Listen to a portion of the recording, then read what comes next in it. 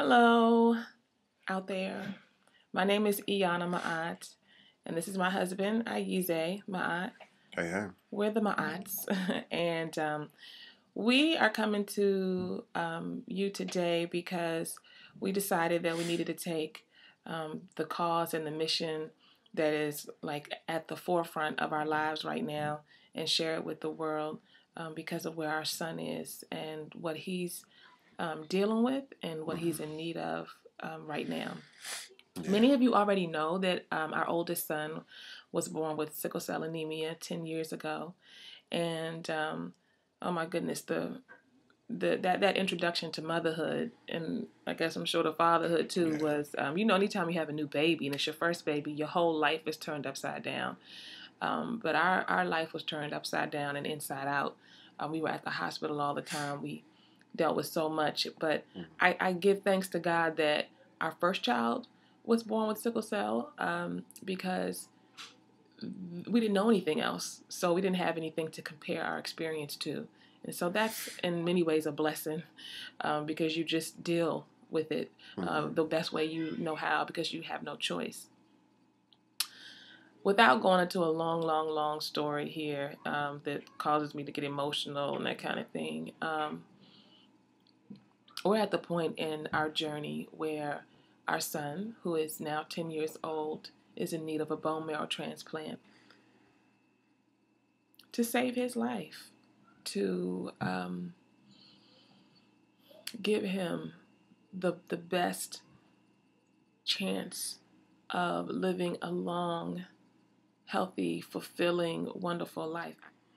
I cannot imagine my son continuing to grow up and going to the hospital and then being in the intensive care unit and teeter-tottering on a line in terms of how critical his health is in terms of some of the things that he's experienced. For those of you out there who have sickle cell anemia or are family members of persons with sickle cell, you know that it's something that can be managed in some ways, because pain is kind of what you deal with on a day-to-day basis sometimes.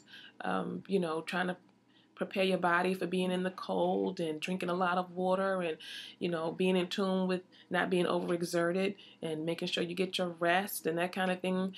Taking medicine, that's the day-to-day stuff. Even the pain is day-to-day. But things like acute chest syndrome, which our son was hospitalized a couple of months ago. No, not a couple of months. About 5 months ago. It can kill you. He has been through a lot, but I don't believe that God gives us anything that we can't handle. And I don't believe that God gives us anything that we're not supposed to use in our lives in a purposeful way, in a way to grow and to bless others. And so I'm getting ready to get emotional, so I'm just going to stop. But we're coming today asking for you to spread the word about what we're doing. We need money. Our child needs a bone marrow transplant, and our insurance doesn't cover it. We are doing as much as we can, in any way that we can, to spread the word, not just about our child, but about the devastating illness of sickle cell disease. I know that prior to our son having been diagnosed with that at birth, I didn't know anything about sickle cell.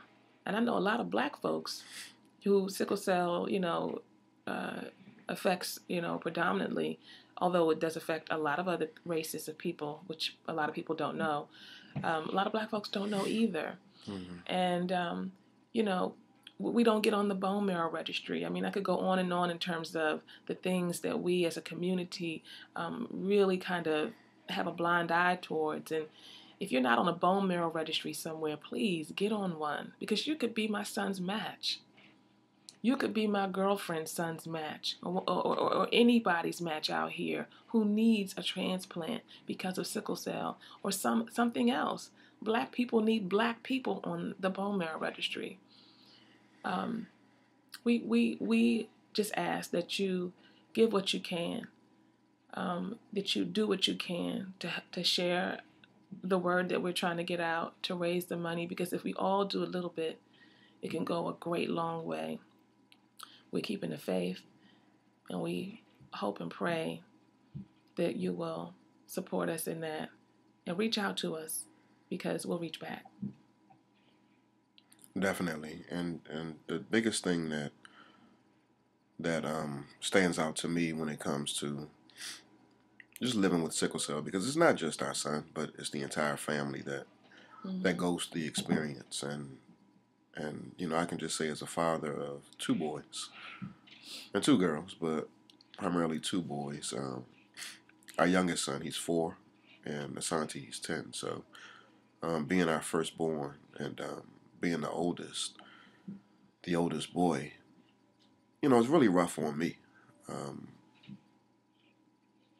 it's rough on me to have an older son, and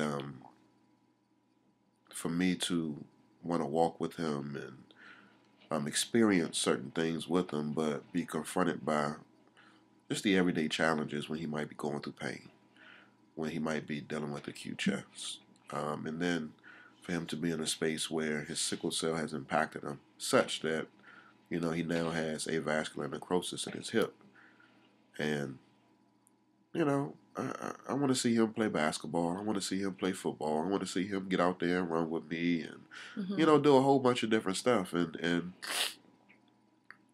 it's just hard, hard being a father, it's just really a challenge, emotionally, and I really feel for him. I feel the pain um, that he feels as much as I possibly can, because I don't have that experience. But again, I live that experience with him, and when he hurts, I hurt. And if I could possibly just take it away from him, in a heartbeat, I definitely would. Yeah. So we definitely are asking for you all's assistance, and want your help in this process, because we're trying to take it away from him the best way that we can by doing this transplant. Yeah, so if you can, again, please donate, please give, and spread the word. Please spread the word. Spread the word. Take it as far as you can. All right, it's kind of a somber mood we got going on, but we are going to celebrate. We're going to celebrate, and we're going to claim, and we're going to speak into existence what it is that we want to see and what it is that we want to create. And I'm going to do that right now, because what it is that we are going to create is a cured little boy. He will not have sickle cell anemia for the rest of his life. He will be cured. God will provide us with every single thing that we need. We know that there is so much, so many people, so many places, so many things that can help our son.